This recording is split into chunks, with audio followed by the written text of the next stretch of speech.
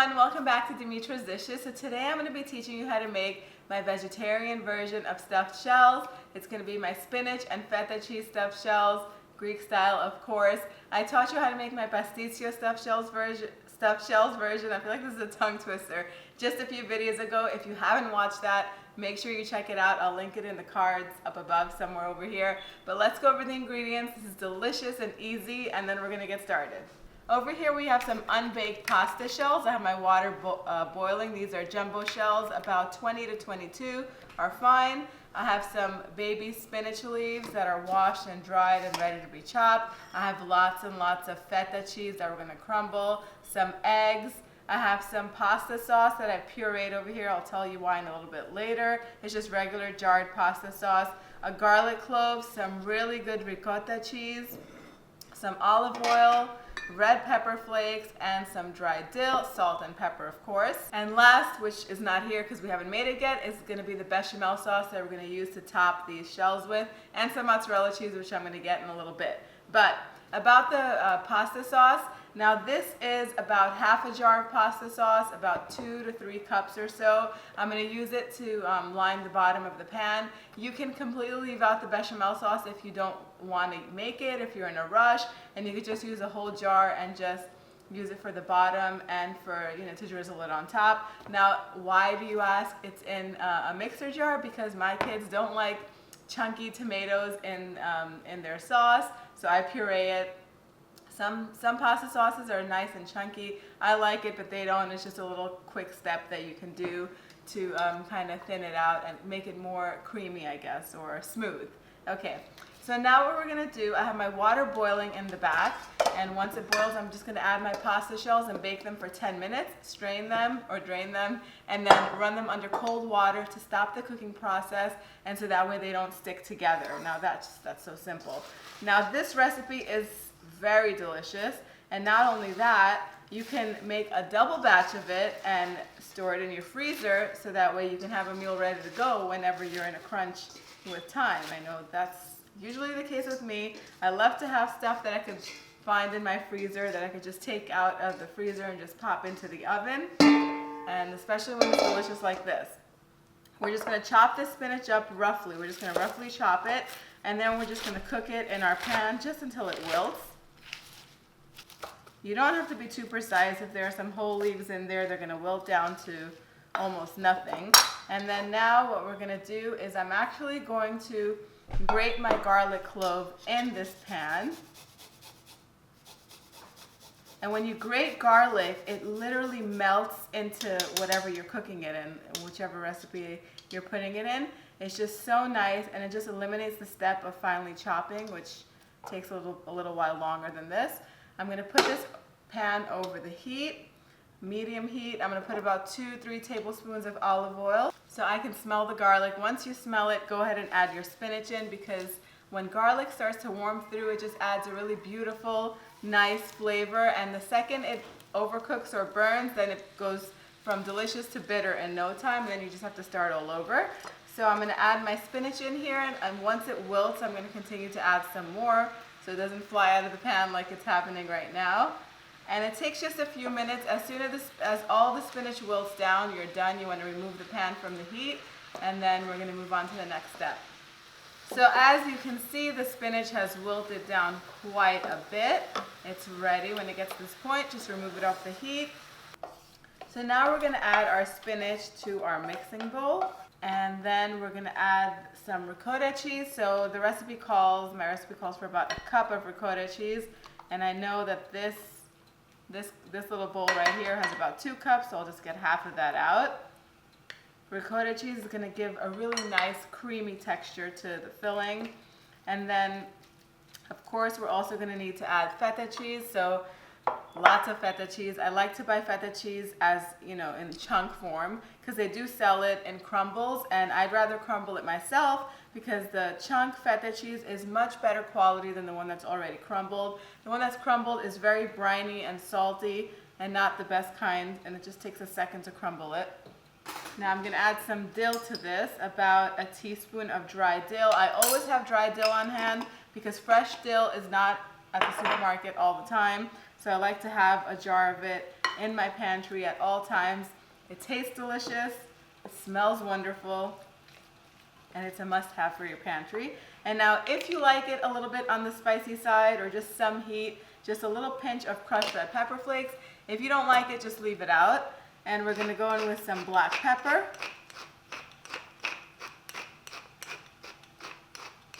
Just like that. We're gonna mix this really well, and then before I add the eggs to this mixture, to this filling, I'm gonna go in and taste it to see if it needs a little more salt or not.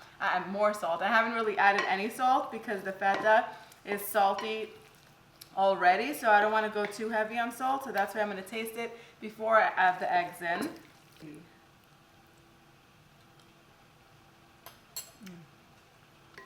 Already it's so good and creamy. I think it needs just a tiny bit of salt. That should be good. I'm going to whisk these two eggs together before I add them to the filling. That's good. I'm going to mix this all up, and I hear my pasta water boiling. I'm going to go over there and add some salt to it, boil the pasta, then we're going to put it all together. Okay, so all of the components are ready. The last one left is my bechamel sauce. I've made it so many times on the channel, but if it's your first time tuning in, it's very simple and easy to make. Bechamel is basically like a savory custard, a thick, nice cream sauce. So now, for that, I have an egg yolk and a whole egg here. I have some milk that's been warmed up, a little bit of nutmeg, some flour, a little bit of oil, cheese that we're gonna grate, and basically that's it. It's very easy to make, and some salt and pepper. So to my pan, my little saucepan over here, I'm gonna add equal amounts of oil and flour, and we're gonna mix it over high heat, medium-high heat. So after about a minute or so, you're gonna add the warmed milk, and if the milk is warmed up, the sauce comes together really quickly. So mix it so that way it stays nice and smooth. And then we're going to season with a little bit of salt and pepper and about 1/8 teaspoon of ground nutmeg, just a little bit, to add that nice earthy warm flavor. Mix it all up. Once it thickens, we're going to take it off the heat, and then we're going to add the final 2 ingredients. And our sauce has thickened really nicely. We're going to take it off the heat now because it's going to thicken even more as it sits. Now we're going to whisk the eggs together. Just whisk them up to break them up a little bit. And now anytime you add eggs to a mixture, to a custard or anything, you want to raise their temperature, and we call that tempering, by adding some hot liquid onto them. That's it. We'll add these back into the pot. Give it a nice mix. Now the last component of the sauce is the cheese. Now you can use shredded or grated Parmesan cheese, but my dad just came to visit and he brought me some yummy gruyere, which is a gruyere sheep's milk cheese that's just delicious. It's very hard for me to find it over here, but whenever I do have it, I use it in almost everything. And this little chunk that's left over is just going to be a snack for me. Just fold the cheese in.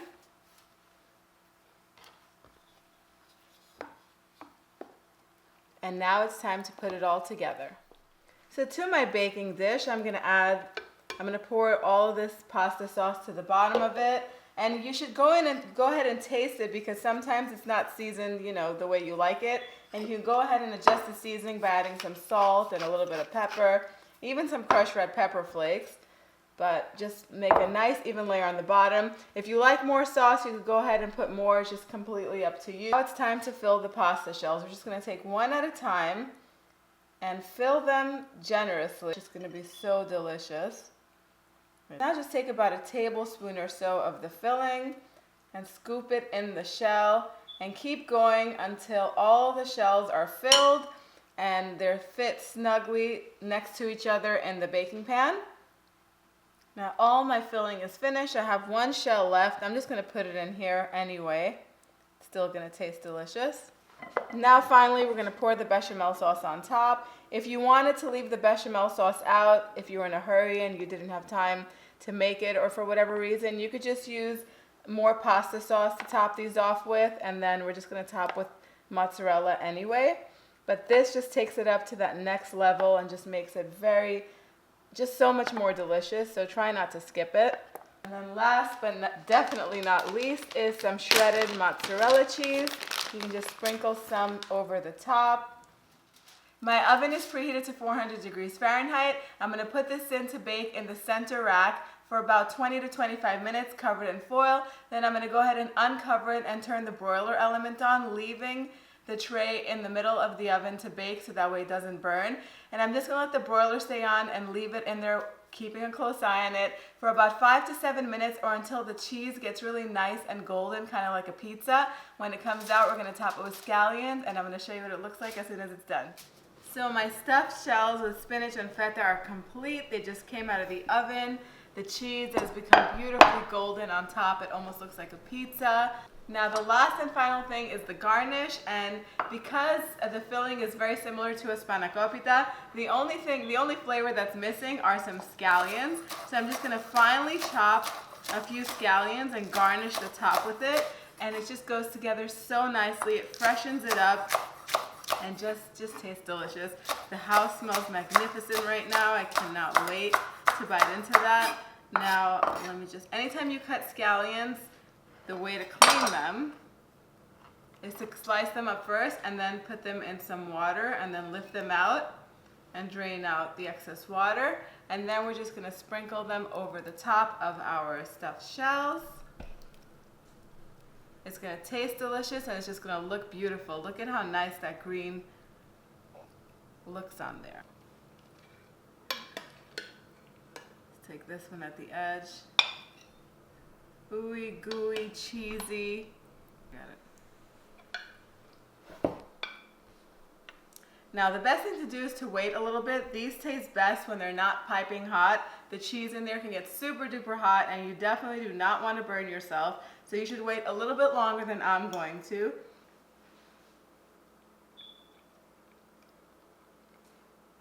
Oh my God, it's delicious. It's so delicious. The red sauce on the bottom balances the whole thing out. I feel like if it was just the cream sauce on top, it would be too creamy, if there's such a thing. It's just a really nice balance of flavors. The filling is so creamy and so nice, and it's actually light. The spinach in there just lightens it up. The scallion on top is just the cherry on top. It's just perfect. Adds the perfect amount of freshness. You guys should definitely give this one a try. The recipe, as always, underneath this video in the description box, as well as on the website, dimitrasdishes.com. Let me know what you guys think. Share your pictures with me on social media because I love seeing your recreations. They just make me so happy. You can share the pictures with me on Facebook and on Instagram. Follow me on both of those if you don't already. Thumbs up and like this video, and subscribe if you haven't. And I can't wait to see you guys next time. Bye, everyone.